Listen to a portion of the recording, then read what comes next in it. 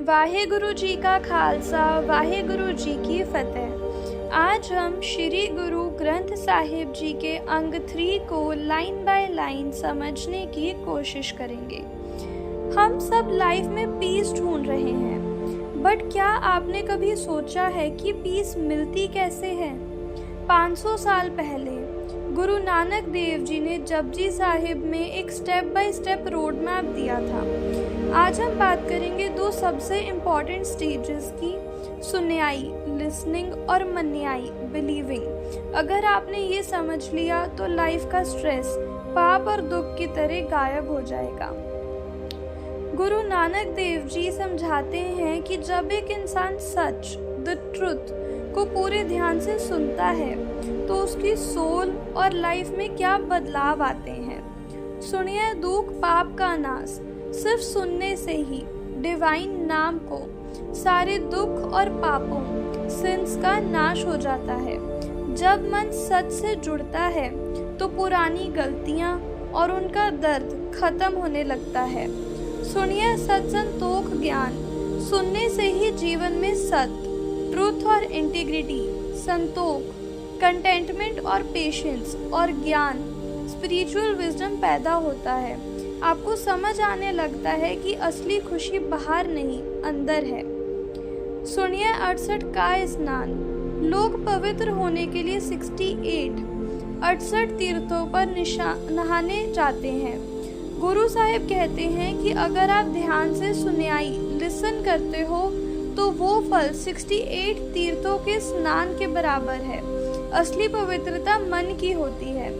सुनिए पढ़ पढ़ पावे मान। इस सच को सुनने और समझने से ही इंसान को असली मान, ऑनर और रिस्पेक्ट मिलता है। सिर्फ किताबें पढ़ने से नहीं, बल्कि उस ज्ञान को अंदर उतारने से आप दरबारे इलाही में कबूल होते हो। सुनिए लाके सहज ध्यान। सुनने से मेडिटेशन ध्यान अपने आप लगने लगता है। आपको जबरदस्ती मन को रोकना नहीं पड़ता। आप सहज नेचुरल स्टेट ऑफ पीस में चले जाते हो। अब गुरु नानक देव जी एक्सप्लेन कर रहे हैं कि इस सुन्याई डीप लिसनिंग का असर एक भगत डिवोटी की स्टेट ऑफ माइंड और सोशल स्टेटस पर क्या पड़ता है। नानक भक्ता सदा विकास। गुरु नानक जी कहते हैं कि जो सच्चे भगत होते हैं वो हमेशा विकास, ब्लिस और एवर ब्लॉसमिंग जॉय में रहते हैं।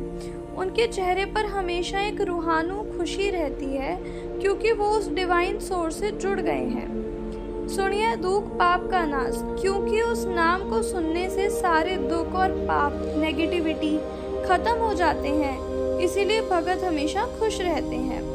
सुनिए सरा गुनाह के घा। सुनने से एक इंसान गुनाह के घा बन जाता है, यानी कि वर्च्यूज, अच्छाइयों का समुंदर या गहराई तक जाने वाला। आपका कैरेक्टर इतना ऊपर उठ जाता है कि आप अच्छाइयों को समझने और अपनाने लगते हो। सुनिए शेख पीर पातशाह।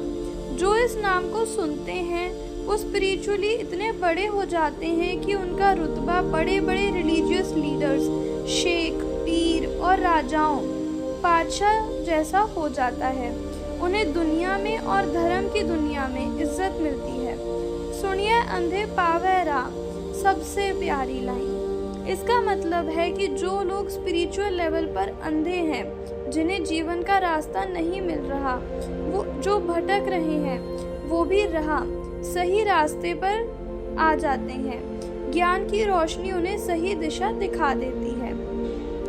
गुरु साहिब समझा रहे हैं कि सुन्याई लिसनिंग सिर्फ कानों से सुनना नहीं है, बल्कि उसे मन में उतारना है। जब ज्ञान अंदर उतरता है तो इंसान बेचारा नहीं रहता, वो अंदर से पातशाह, किंग बन जाता है। अब हम आते हैं पौड़ी 11 के आखिरी हिस्से पर और पौड़ी 12 की शुरुआत पर। यहाँ गुरु साहिब सुन्याई सुनने के फेज को कंक्लूड कर रहे हैं और मन्याई बिलीविंग और ओबेइंग के फेज को शुरू कर रहे हैं। सुनिए हाथ होवे असगाह। असगाह का मतलब होता है इतना गहरा समुंदर जिसकी डेप्थ मेजर ना की जा सके, अनफैथमेबल। गुरु साहिब कहते हैं कि डिवाइन ट्रुथ को सुनने से इंसान उस बेअंत लिमिटलेस परमात्मा की डेप्थ को भी हाथ रीच कर लेता है, यानी जो समझ से बाहर था वो भी समझ आने लगता है। नानक भक्ता सदा विगास सुनिया दुख पाप का नाश। जो इस गहराई को सुन लेते हैं उनके जीवन में हमेशा खुशी रहती है और सारे दुख पाप खत्म हो जाते हैं। यहाँ से मन्याई की बाकी पौड़ी शुरू होती हैं। मन्याई का मतलब है जो सुना है उस पर पूरा विश्वास करके उसे फॉलो करना। मन्ने की गत कहीं ना जाए। गत का मतलब है स्टेट या कंडीशन। गुरु साहिब कहते हैं कि उस इंसान की मेंटल और स्पिरिचुअल स्टेट बयान डिस्क्राइब नहीं की जा सकती जिसने उस सच को अपने मन में बसा लिया है। Who obeys और believes वो एक अलग ही लेवल पर पहुंच जाते हैं। जे को कहे पीछे पछुताए। अगर कोई कोशिश करे उस स्टेट को शब्दों में बयान करने की तो वो बाद में पछताएगा, रिग्रेट करेगा, क्योंकि वो एहसास इतना बड़ा है कि उसे वर्ड्स में समझाया ही नहीं जा सकता। जैसे एक गूंगा इंसान मिठाई खाकर उसका स्वाद बता नहीं सकता, बस मुस्कुरा सकता है। गुरु साहिब समझा रहे हैं कि पहले ध्यान से सुनो, फिर उस पर यकीन करो और उसे मानो। सिर्फ सुनने से बात शुरू होती है, लेकिन मानने से बात पूरी होती है। अब गुरु नानक देव जी मन्याई, बिलीविंग और ओबेइंग की स्टेज को और गहराई से समझा रहे हैं। जब हम सिर्फ सुनते हैं बल्कि उस सच को अपने अंदर उतार लेते हैं, एक्सेप्टेंस, तो क्या होता है? कागज कलम ना लिखन हार। उस इंसान की स्पिरिचुअल स्टेट, अवस्था इतनी ऊंची होती है कि उसे बयान करने के लिए ना तो कोई कागज पेपर काफ़ी है, ना कलम पेन, और ना ही कोई ऐसा लिखने वाला राइटर है जो उस आनंद को शब्दों में बांध सके। मन्ने का भय कर्ण विचार।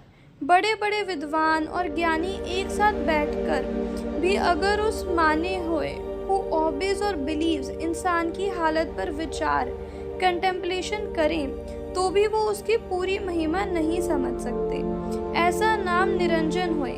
परमात्मा का नाम ऐसा निरंजन, नी प्लस अंजन, प्योर और स्पॉटलेस और बिना किसी मैल के है। वो बिल्कुल निर्मल है और उसमें कोई दुनियावी गंदगी नहीं है। जे को मन जाने मन कोय। लेकिन इस निरंजन नाम की पावर को सिर्फ वही जान सकता है जो अपने मन के अंदर उसे माने, एक्सेप्ट करे। जब तक आपका मन उस पर पूरा यकीन नहीं करता तब तक वो पावर फील नहीं होती। मन्ना सूरत होवे मन बुद्ध। जब आप उस सच को मान लेते हो, एक्सेप्टेंस, तो आपकी सूरत, कॉन्शियसनेस, आपका मन, माइंड और आपकी बुद्ध, इंटेलिजेंस, सब एकदम शार्प और डिवाइन लेवल पर चले जाते हैं। आपकी अवेयरनेस इतनी बढ़ जाती है कि आप पर हर पल होश में रहते हो। आगे गुरु साहिब बताते हैं कि मन्याई करने से सिर्फ हमारी अकल ही नहीं बढ़ती बल्कि हमें मौत का डर भी नहीं रहता। मन्ना मुंह चोटा ना खाए। अब हम पौड़ी 13 के बाकी हिस्से को देखते हैं। यहाँ गुरु नानक देव जी समझा रहे हैं कि जब इंसान उस सच को सिर्फ सुनता नहीं बल्कि मान, एक्सेप्ट और ओबे लेता है तो उसका डर और अज्ञान, इग्नोरेंस कैसे खत्म हो जाता है। मन्ना सगल पवन की सुध। उस सच को मान लेने से, एक्सेप्टेंस, इंसान को सारे सगल भवन, इंटायर यूनिवर्स और ऑल वर्ल्ड्स की सुध, नॉलेज और अवेयरनेस हो जाती है। इसका मतलब ये नहीं कि वो कोई मैप पढ़ लेता है बल्कि उसे पूरी सृष्टि का स्पिरिचुअल लॉजिक समझ आ जाता है। मन्ना मुंह चोटा ना खाए। जो उस डिवाइन रास्ते को मान लेता है वो दुनिया की मोहमाया या विकारों, वाइसेस की मुंह चोटा, ब्लोज टू द फेस और ह्यूमिलिएशन नहीं खाता, यानी वो किसी के आगे झुकता नहीं और ना ही उसे शर्मसार होना पड़ता है। मन्ना जम के साथ ना जाए। सबसे बड़ा डर मौत का होता है। गुरु साहिब कहते हैं कि जो बिलीवर है उसे जम, मैसेंजर ऑफ डेथ और फियर ऑफ डेथ के साथ नहीं जीना पड़ता। वो मौत के डर से मुक्त हो जाता है और हमेशा के लिए अमर, इमॉर्टल हो जाता है। ऐसा नाम निरंजन होए। वो परमात्मा का नाम इतना निरंजन, प्योर और विदाउट ब्लेमिश है कि वो इंसान को हर तरह की मैल से साफ कर देता है। जेको मन जाने मन कोय, इस निरंजन नाम को की असरदार पावर को वही महसूस कर सकता है जो उसे अपने मन के अंदर पूरे विश्वास के साथ बसा ले। यूनिवर्सल नॉलेज, आपको लाइफ का बिग पिक्चर समझ आने लगता है। डिग्निटी, आप दुनिया में धक्के या चोटा ह्यूमिलिएशन नहीं खाते। फियरलेसनेस, मौत का डर हमेशा के लिए निकल जाता है। आगे पौड़ी 14 में बताया गया है कि जो इंसान इस सच को मान लेता है उसके रास्ते में कोई रुकावट ऑब्स्टैकल नहीं आती, मन्ना मार्ग ठाक ना पाए। अब हम पौड़ी 14 में एंटर कर रहे हैं। यहाँ गुरु नानक देव जी समझा रहे हैं कि जब एक इंसान उस सच डिवाइन ट्रूथ को मान, एक्सेप्ट और ओबे लेता है तो उसका लाइफ का रास्ता, पाथ कितना साफ और डिग्निफाइड हो जाता है। मन्ना मार्ग ठाक ना पाए, जो इंसान उस सच को मान लेता है उसके स्पिरिचुअल मार्ग, पाथ और रास्ते में कोई ठाक, ऑब्स्टेकल और रुकावट नहीं आती। उसका रास्ता बिल्कुल क्लियर हो जाता है और वो भटकता नहीं। मन्ना पथों परगट जाए, वो इंसान दुनिया से पथ, ऑनर और इज्जत के साथ परगट, ओपनली और प्राउडली जाता है, यानी उसे किसी का डर नहीं लगता और वो हर जगह इज्जत पाता है क्योंकि उसका कैरेक्टर सच्चाई पर टिका होता है। मन्ना मगना चल्ला पंथ, इसका एक गहरा मतलब है वो इंसान दुनियावी दिखावे वाले पंथ, रिचुअलिस्टिक पाथ्स और सेक्ट्स पर नहीं चलता। वो सिर्फ सच्चाई के मग रूट पर चलता है और उसे किसी भेड़ चाल, ब्लाइंड फॉलोइंग की जरूरत नहीं पड़ती। मन्ना धर्म सेती संबंध, उसका संबंध डायरेक्ट रिलेशनशिप और कनेक्शन असली धर्म, राइटियसनेस और ड्यूटी के साथ जुड़ जाता है। वो सिर्फ धर्म की बातें नहीं करता बल्कि धर्म को जीता है। ऐसा नाम निरंजन होए, वो परमात्मा का नाम इतना निरंजन, प्योर और क्लीन है कि वो इंसान को इन सब ऊंचाइयों तक ले जाता है। अगली पौड़ी 15 में गुरु साहिब बताते हैं कि ऐसे इंसान को मुक्ति का द्वार, गेट ऑफ सैल्वेशन मिलता है। मन्ना पावे मोक्ष द्वार। अब हम पौड़ी 14 के आखिरी हिस्से और पौड़ी 15 पर आ गए हैं।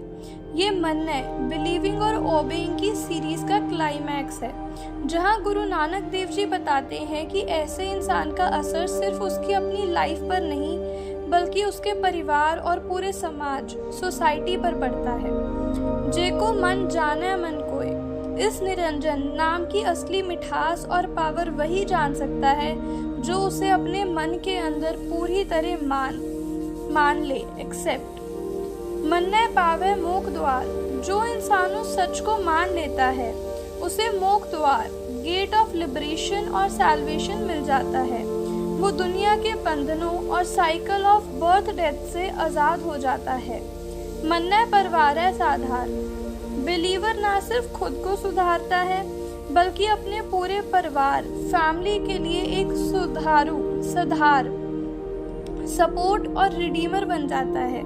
उसके नेक कर्मों का असर उसकी पूरी फैमिली लाइन पर पड़ता है। मन्ना तरह तारे गुरसिक, ऐसा इंसान खुद भी इस भवसागर, ओशन ऑफ लाइफ से तारे क्रॉसेस ओवर होता है और अपने साथ बाकी गुरसिखों, फॉलोअर्स और कंपेनियंस को भी तारे सेव्स और हेल्प्स टू क्रॉस कर लेता है। वो एक राह दिखाने वाला बन जाता है। मन्ना नानक पवेनापिक, गुरु नानक जी कहते हैं कि जिसने उस सच को मान लिया वो डर डर के भीख, बेगिंग और स्पिरिचुअल वॉन्डरिंग नहीं मांगता। उसे संतोष, कंटेंटमेंट मिल जाता है। इसीलिए वो किसी के आगे हाथ नहीं फैलाता, ना दुनियावी चीज़ों के लिए ना ही किसी झूठे सहारे के लिए। यहाँ तक गुरु साहिब ने सुनयाई, लिसनिंग और मन्याई, ओबेइंग के बेनिफिट समझाए। इसके बाद की पौड़ी 16 बहुत फेमस है, जो पंच परवान से शुरू होती है, जहाँ बताया गया है कि ऐसे लोग ही सिलेक्टेड वंस, चूजन वंस बन जाते हैं। अब हम पौड़ी 15 के सिग्नेचर कंक्लूजन और पौड़ी 16 के शुरुआत पर हैं। यहाँ गुरु नानक देव जी उन लोगों की महिमा ग्लोरी बता रहे हैं जो सुन्याई और मन्याई की स्टेजेस को पार कर चुके हैं। इन्हें गुरु साहिब ने पंच, द चूजन और एग्जॉल्टेड वंस कहा है। ऐसा नाम निरंजन होए जे को मन जाने मन कोय। गुरु साहिब फिर से रिमाइंड कर रहे हैं कि परमात्मा का नाम इतना निरंजन, प्योर और माया से दूर है कि इसका असर सिर्फ वही समझ सकता है जो इसे अपने मन की गहराई में मान, एक्सेप्ट ले। पंच परवान पंच प्रधान, जो लोग उस सच को मान लेते हैं वो पंच, द चूजन और एक्सेप्टेड वंस बन जाते हैं। वो प्रभु की नज़र में परवान, एक्सेप्टेड हैं और दुनिया में प्रधान, लीडर्स और चीफ्स माने जाते हैं। उनका कैरेक्टर सबसे ऊंचा होता है। पंचे पावे दरगाह मान, ऐसे पंच गुरसिक परमात्मा की दरगाह डिवाइन कोर्ट में मान, रिस्पेक्ट और ऑनर पाते हैं। उन्हें वहाँ शर्मिंदा नहीं होना पड़ता, उनका स्वागत होता है। पंचे सोहे दर्रा जान, ऐसे लोग राजाओं के डर, कोर्ट्स और पैलेसेस में भी सोहे ग्रेसफुल और ब्यूटीफुल लगते हैं। यानी वर्ल्डली लीडर्स और स्पिरिचुअली एनलाइटेंड लोग दोनों ही उनकी इज्जत करते हैं। उनकी पर्सनालिटी में एक अलग ही नूर, ग्लो होता है। What are the panch? Sikhism में पंच का मतलब सिर्फ 5 नहीं, बल्कि वो लोग हैं जो सुनते हैं, लिसन विद फोकस, मानते हैं, ओबे और बिलीव विद हार्ट, अमल करते हैं, प्रैक्टिस द ट्रुथ। इससे अगली लाइन में गुरु साहिब बताते हैं कि इन पंचों का गुरु कौन है। पंचों का उनका ध्यान सिर्फ उस एक परमात्मा में होता है। अब हम पौड़ी 16 की उन गहरी लाइंस पर हैं जहां गुरु नानक जी पंच, द एनलाइटेड वंस की स्टेट और इस पूरी सृष्टि, यूनिवर्स के डिसिप्लिन को समझा रहे हैं। पंचाकागुर एक ध्यान, इन पंचों द चूजन वंस का सबसे बड़ा गुरु और गाइड उनका एक परमात्मा में लगा हुआ ध्यान, मेडिटेशन और फोकस ही है। उनका मन भटकता नहीं, वो हमेशा उस एक के साथ जुड़े रहते हैं। जे को कहे करे विचार, अगर कोई इंसान उस परमात्मा के कामों को बयान करने की कोशिश करे या उन पर विचार करे, करते क्या करना ना ही सुमार, तो उसे समझ आएगा कि उस क्रिएटर की कामों और क्रिएशन का कोई लिमिट और काउंट ही नहीं है। वो बेअंत है, हम उसे शब्दों में गिन या तोल नहीं सकते। तोल धर्म दया का पूत, लोग कहते थे कि धरती को एक सफेद बैल ने उठाया हुआ है। गुरु नानक देव जी ने इस मिथ को क्लियर किया और कहा कि वो बैल कोई जानवर नहीं बल्कि धर्म, राइटियसनेस है। और ये धर्म दया, कंपैशन और रहम के पूत, बेटा है। मतलब जहाँ दया है वहीं धर्म टिकता है। संतोख थप रखा जिन सूद, इस धर्म ने पूरी दुनिया को संतोख, कंटेंटमेंट और पेशेंस के सूद, थ्रेड और डिसिप्लिन में बांध कर रखा हुआ है। बिना सब्र और संतोख के ये सृष्टि बिखर जाएगी। आगे गुरु साहिब एक लॉजिकल क्वेश्चन पूछते हैं, अगर धरती बैल पर टिकी है तो वो बैल किस पर टिका है? अब गुरु नानक देव जी उस पुराने मिथ, वहम को लॉजिक से तोड़ रहे हैं कि धरती किसी बैल, ओक्स पर टिकी है।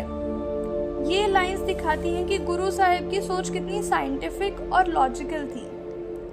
जेको बुझे होवे सचियार, अगर कोई इस बात को समझ ले या अंडरस्टैंड तो वो इनलाइटेंड और ट्रूथफुल हो जाता है। यानी सच को समझने के लिए अंधविश्वास को छोड़ना पड़ता है। तबले ऊपर केता पार, गुरु साहिब पूछते हैं, अगर मान भी लें कि एक बैल ने धरती को उठाया है तो जरा सोचो कि उस बैल पर कितना भयानक वेट होगा। इतनी बड़ी धरती का बोझ एक जानवर कैसे सह सकता है? धरती होर परे होर। साइंस की तरह गुरु साहिब समझते हैं कि ये सिर्फ एक धरती नहीं है, इसके आगे और भी धरतियां हैं, और भी प्लैनेट्स और गैलेक्सीज हैं। स्पेस में ऐसी कई वर्ल्ड्स हैं। तिस्ते पार तलय कवंजोर, अगर पहली धरती बैल पर है तो उसके नीचे वाली धरती किस पर है और उसके नीचे वाली किस पर? आखिर सबसे नीचे कौन सा पावर और सपोर्ट है जो इन सब का भार उठाए हुए है?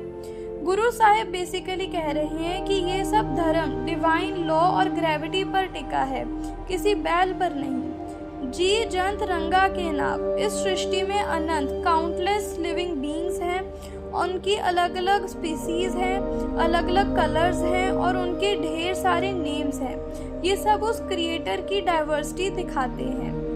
आगे गुरु साहिब कहते हैं कि इन सब का हिसाब लिखना नामुमकिन है।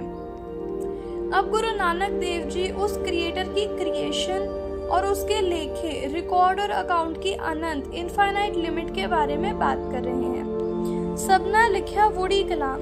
इस दुनिया में जितने भी जीव जंतु बीइंग्स हैं, उन सब का हिसाब या उनकी डेस्टिनी उस परमात्मा ने एक ही कलम पेन से यानी एक ही डिवाइन विल हुक्म से कंटिन्यूअसली और फ्लोइंग स्टाइल में लिखी है। सब उसके एक ही लॉ के अंदर आते हैं। एहो लेखा लिख जाने कोई। अगर कोई इंसान इस पूरी सृष्टि का लेखा अकाउंट और डिस्क्रिप्शन लिखने की कोशिश करे तो क्या कोई ऐसा है जो इसे पूरा जान सके या लिख सके? ये किसी इंसान के बस की बात नहीं है। लेखा लिखया केता होए। अगर कोई ये रिकॉर्ड लिखने बैठ भी जाए तो जरा सोचो कि वो हाउ ह्यूज और मैसिव होगा।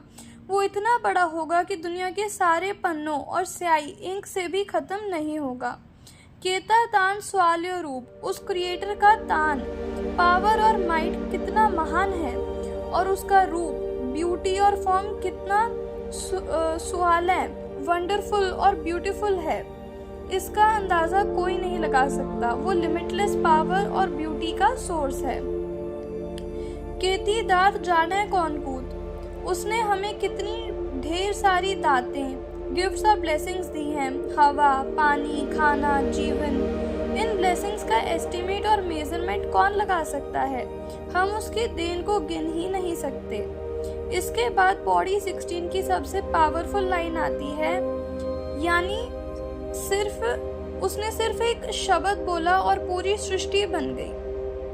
अब हम पौड़ी 16 के उस ग्रैंड फिनाले पर हैं जहां गुरु नानक देव जी सृष्टि, यूनिवर्स की क्रिएशन और परमात्मा की रजा विल को समराइज कर रहे हैं। उस क्रिएटर ने सिर्फ एक को कीता बसाओ एको कवाओ। उस क्रिएटर ने सिर्फ एको कवाओ, एक ही शब्द और वन वर्ड बोला और ये पूरी एक्सपेंशन और यूनिवर्स बन गया। जैसे साइंस में बिग बैंग कहते हैं, गुरु साहिब कहते हैं कि उसके एक हुक्म से सब कुछ फैल गया। गुरु साहिब कहते हैं कि उसके एक हुक्म से सब कुछ फैल गया। तिस्ते हुए लख दरियाओ। उस एक शब्द से जीवन के लाखों और काउंटलेस रिवर्स और फ्लोज निकल पड़े। ये सिर्फ पानी की नदियां नहीं बल्कि लाइफ, एनर्जी और स्पीशीज की नदियां हैं जो हर जगह बहने लगी। कुदरत कवन कहाँ विचार। गुरु साहिब हम्बल होकर कहते हैं कि मेरी क्या औकात जो मैं उसकी कुदरत, नेचर और क्रिएशन को पूरा डिस्क्रिप्शन और एनालिसिस कर सकूं। मैं उसकी महिमा बयान करने के लायक ही नहीं हूँ। वार्या न जावा एक बार। मैं इतना छोटा हूँ कि उस पर एक बार भी सैक्रिफाइस या बलिहारी होने के लायक नहीं हूँ। यानी उसकी ग्रेटनेस के आगे मेरी पूरी लाइफ की कुर्बानी भी कुछ नहीं है। जो तुझ पावे साई पलिकार। ये सबसे सुकून देने वाली लाइन है। गुरु साहिब कहते हैं, हे परमात्मा, जो तुझ पावे, तुझे पसंद है या जो तेरी मर्जी है साईं, वही मेरे लिए पलीकार सबसे अच्छा काम और बेस्ट एक्शन है। जो तू करता है वही सही है। ये लाइन्स इतनी इम्पोर्टेंट हैं कि ये जपजी साहिब की अगली 3 पौड़ी 17, 18, 19 के एंड में भी आती हैं। ये एक तरह का रेफरेन, मुखड़ा है जो हमें हम्बल रहना सिखाता है। अब हम पौड़ी 16 के आखिरी शब्द और पौड़ी 17 की शुरुआत कर रहे हैं। यहाँ गुरु नानक देव जी असंख्य, काउंटलेस और इनफाइनाइट की महिमा शुरू करते हैं। तू सदा सलामत निरंकार। सब कुछ बदल जाएगा, दुनिया बनेगी और मिटेगी, लेकिन निरंकार फॉर्मलेस गॉड सदा हमेशा सलामत, परमानेंट और इमॉर्टल है। तेरा कभी अंत नहीं होता। असंख जप असंख पाओ। इस दुनिया में असंख अनकाउंटेबल और इनफाइनाइट लोग तेरा जप, चैंटिंग और मेडिटेशन कर रहे हैं, और असंख्य ही लोग हैं जो तेरे लिए मन में पाओ, लव और डिवोशन रखते हैं। असंख जप असंख पूजा असंख तप ताओ। असंख्य लोग तेरी पूजा कर रहे हैं, और असंख्य ही ऐसे तपस्वी एसेटिक्स हैं जो बड़े बड़े तप, पेनेंस और शारीरिक कष्ट सहकर तुझे पाने की कोशिश कर रहे हैं। असंख्य ग्रंथमुख वेद पाठ। असंख्य लोग धर्म ग्रंथ पढ़ रहे हैं और अपने माउथ और जुबान से वेदों का पाठ कर रहे हैं। डिवाइन नॉलेज को ढूंढने वाले भी अनंत हैं। असंख्य जोग मन रहे उदास। असंख्य ऐसे लोग हैं जो जोग, योग और स्पिरिचुअल यूनियन के रास्ते पर हैं, और उनका माइंड दुनिया से उदास, डिटैच्ड और इंडिफरेंट रहता है। वो दुनियावी मोह माया को छोड़कर सिर्फ तुझसे जुड़ना चाहते हैं। इन लाइंस में गुरु साहिब ने बताया है कि भले ही हम परमात्मा को पूरा नहीं समझ सकते, लेकिन उसे पाने के रास्ते और उसे याद करने वाले लोग अनलिमिटेड हैं। आगे गुरु साहिब बताते हैं कि सिर्फ अच्छे लोग ही असंख्य नहीं हैं, बल्कि बुरे लोग भी असंख्य हैं। असंख्य मूर्ख अंधकोर। लास्ट में गुरु साहिब हमें सबसे बड़ी प्रेयर देते हैं, जो तुझ पावे साई पलिकार। हे परमात्मा, जो तेरी रजा है वही मेरे लिए सबसे अच्छा है। जब हम ये सरेंडर सीख जाते हैं, तभी हम सदा सलामत, परमानेंटली पीसफुल हो पाते हैं। वाहे गुरु जी का खालसा, वाहे गुरु जी की फतेह।